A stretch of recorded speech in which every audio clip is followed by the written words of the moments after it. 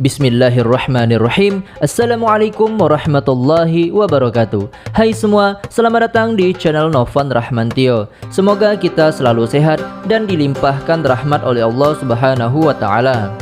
Pada video kali ini kita akan membahas kisah Nabi Yunus alaihissalam, yang mana dalam kisah tersebut memiliki beberapa kejadian unik yang jarang diketahui oleh banyak orang. Sebelum lanjut ke cerita, mohon dukungannya untuk mensubscribe channel ini dan nyalakan tombol loncengnya agar tak ketinggalan video terbaru dari kami. Terima kasih. Nabi Yunus alaihissalam memiliki ayah yang bernama Matta, sehingga nama lengkapnya adalah Yunus bin Matta. Nabi Yunus sebelum diangkat menjadi seorang rasul merupakan sosok laki-laki yang soleh dan selalu bertakwa kepada Allah. Kemudian setelah Nabi Yunus alaihissalam diangkat menjadi rasul, Allah Subhanahu wa Ta'ala memerintahkan Nabi Yunus pergi ke tempat kaum Ninawa yang sekarang letaknya di Irak untuk mengajarkan agama Allah di sana. Sebab kaum Ninawa pada saat itu melakukan perbuatan dosa, yakni menyembah patung batu berhala. Pada saat Nabi Yunus datang ke tempat tersebut dan berdakwah kepada mereka selama berpuluh-puluh tahun, dari sekian banyak jumlah penduduk kaum Ninawa, hanya 2 orang saja yang mengikuti ajakan Nabi Yunus tersebut, yakni bernama Rubil dan Tanuh. Namun begitu, Nabi Yunus tidak lelah untuk mengajak kaumnya agar menyembah Allah dan meninggalkan penyembahan berhala dan perbuatan dosa lainnya. Setiap kali Nabi Yunus berdakwah, tetap saja penduduk kaum Ninawa tidak mau mengikuti ajakan Nabi Yunus. Hal ini dikarenakan Nabi Yunus adalah orang asing atau pendatang dari luar dan bukan penduduk asli kaum Ninawa. Mereka tidak mau mengikuti ajakan orang asing. Terlebih bagi kaum Ninawa, ajaran yang dibawa oleh Nabi Yunus belum pernah mereka dengar sebelumnya. Baru kali itulah mereka mengetahui adanya Tuhan yang bernama Allah. Namun mereka tetap lebih memilih untuk mengikuti ajaran nenek moyang mereka yang menyembah batu berhala daripada menyembah Allah. Dikarenakan penduduk kaum Ninawa ini keras kepala dengan ajakan dakwah, Nabi Yunus alaihissalam pun menjadi kesal dan hampir patah semangat. Ia merasa gagal dalam berdakwah kepada kaum Ninawa dan meminta kepada Allah agar ia ditugaskan di tempat lain saja, karena Nabi Yunus sudah tak tahan lagi dengan sifat kaum Ninawa tersebut. Namun Allah tetap memerintahkan Nabi Yunus untuk menahan diri dan berdakwah selama 40 hari lagi. Jika selama 40 hari itu kaum Ninawa masih tidak mau mengikuti ajakan Nabi Yunus, maka Allah akan mengazab mereka. Lalu pesan itu pun disampaikan oleh Nabi Yunus kepada kaumnya. Akan tetapi bukannya mereka takut akan azab tersebut, kaum Ninawa malah tertawa dan mengolok-olok Nabi Yunus alaihissalam. Mereka tak percaya terhadap azab yang diancamkan itu, dan mereka tetap menyembah patung batu berhala dan melakukan perbuatan dosa lainnya. Singkat cerita, ketika memasuki hari ke-37 atau 3 hari sebelum azab itu tiba, kaum Ninawa sama sekali tidak ada yang beriman kepada Allah. Hal tersebut sangat membuat Nabi Yunus marah. Karena tak tahan lagi dengan sikap keras kepala mereka dan dirasa percuma saja berdakwah, Nabi Yunus pun memutuskan pergi, meninggalkan kaum Ninawa sendirian. Padahal Allah belum memberikan perintah apapun kepada Nabi Yunus pada saat itu, apalagi perintah untuk pergi dari sana. Lalu pada saat waktu azab telah tiba, suasana cuaca yang awalnya cerah seketika menjadi mendung dan hitam pekat. Kaum Ninawa yang melihat gumpalan awan hitam di langit seketika menjadi ketakutan dan keluar rumah untuk mencari perlindungan. Suasana pada kala itu sangat mencekam. Dan pada saat itu barulah kaum Ninawa percaya perkataan Nabi Yunus kalau azab yang diancamkan itu akan terjadi.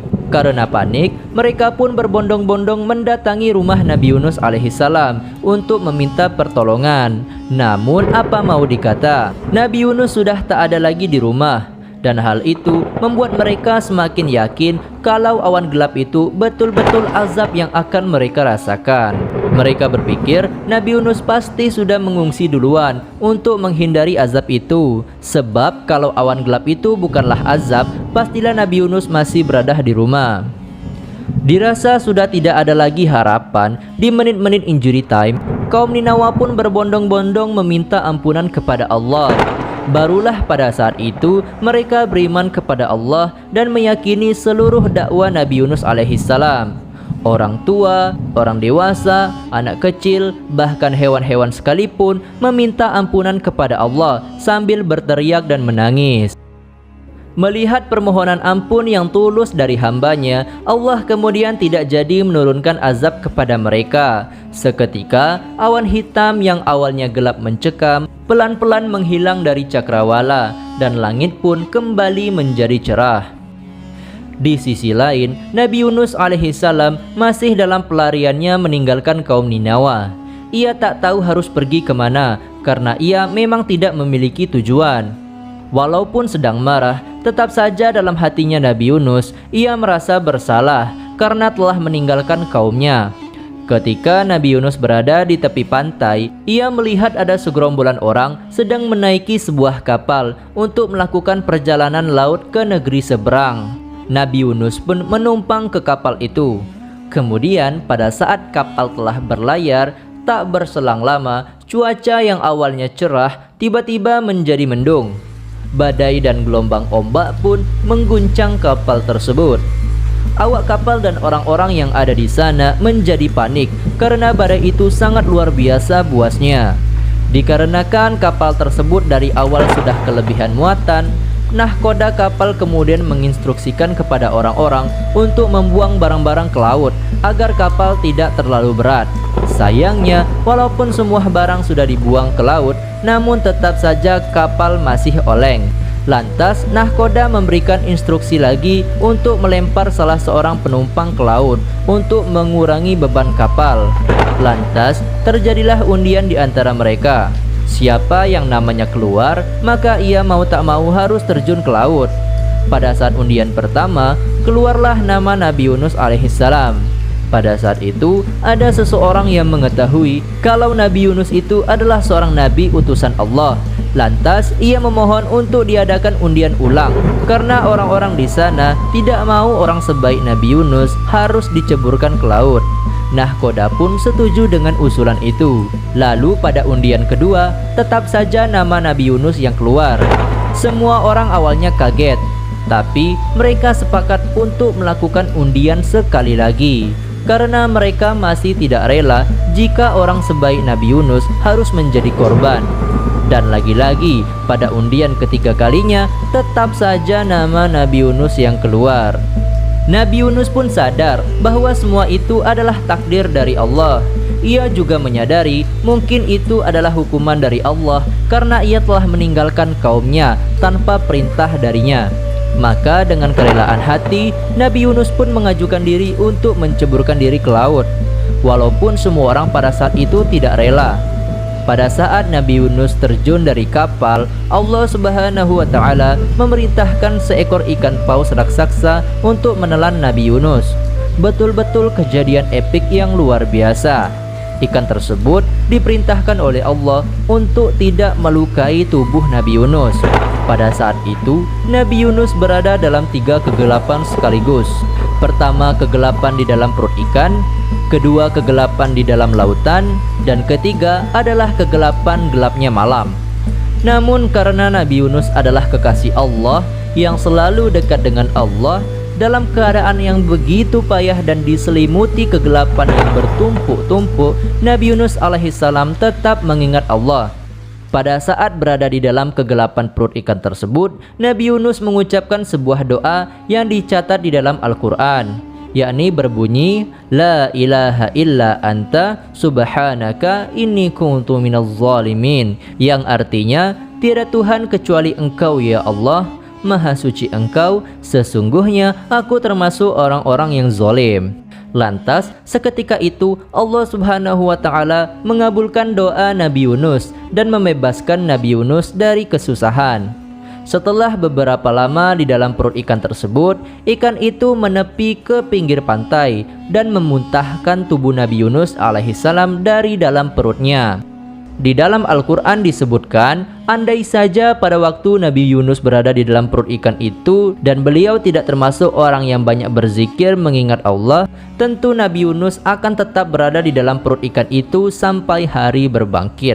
Dan ketika Nabi Yunus dilempar di sebuah daratan yang tandus dalam keadaan yang lemah dan sakit, Allah Subhanahu wa Ta'ala menolong Nabi Yunus dengan menumbuhkan di dekatnya sebuah tanaman dari jenis labu, sehingga setelah memakan labu itu, Nabi Yunus pun pulih kembali kondisinya. Setelah pulih, Allah Subhanahu wa Ta'ala memerintahkan Nabi Yunus untuk pergi ke kaum Ninawa dan berdakwah kembali di sana. Singkat cerita, ketika Nabi Yunus telah kembali ke Ninawa, alangkah terkejutnya ia melihat penduduk kaum Ninawa menyambut kedatangan Nabi Yunus dengan hangat dan gembira. Mereka telah beriman kepada Allah dan telah menanti-nanti kedatangan Nabi Yunus yang telah meninggalkan mereka. Tidak ada satupun patung berhala berdiri di tempat itu. Sebaliknya, Nabi Yunus menemui orang-orang yang dahulunya keras kepala menentang dan menolaknya, kini sudah menjadi orang-orang yang soleh. Pada saat itu, jumlah penduduknya Ninawa sekitar 100.000 orang atau lebih. Melihat hal tersebut membuat Nabi Yunus bahagia dan menjalani kehidupan di sana sampai beliau wafat. Itulah tadi kisah singkat tentang perjalanan dakwah Nabi Yunus alaihissalam. Dari kisah ini dapat kita ambil beberapa pelajaran. Pertama, bagi seorang juru dakwah atau dai, maka ia harus memiliki sifat sabar yang tinggi. Apabila orang yang sedang kita dakwahkan tidak mengikuti dakwah kita, maka kita tidak perlu untuk bersikap marah, karena memang bukan hak kita untuk memaksakan orang. Tak ada paksaan dalam agama Allah. Tugas kita adalah menyampaikan kebenaran. Mau ia ikuti atau tidak, itu tergantung darinya dan hidayah dari Allah. Kemudian, kita sebagai seorang manusia jangan pernah berprasangka buruk kepada orang lain. Walaupun orang itu jahat, tapi jangan pernah kita menganggap ia akan selamanya berbuat jahat. Siapa tahu, hidayah Allah akan muncul di saat-saat terakhir hidupnya, sehingga ia pun bertaubat dan lebih mulia daripada kita. Sebaliknya, mungkin kita sekarang berada di dalam hidayah Allah. Kita memproklamirkan diri kita sebagai orang yang sudah berhijrah. Tapi siapa yang bisa menjamin kalau hidayah itu akan selalu melekat dalam diri kita? Siapa tahu di akhir hidup kita Allah cabut hidayah itu dan menghinakan kita sehingga kita lebih rendah daripada orang yang dulu kita anggap buruk. Na'udzubillah min zalik. Demikian video yang dapat kami tayangkan. Semoga bisa bermanfaat bagi kita semua. Dan apabila ada kesalahan baik itu ucapan ataupun materi, kami mohon maaf. Dan kepada Allah kami mohon ampun. Sekian, terima kasih. Assalamualaikum warahmatullahi wabarakatuh.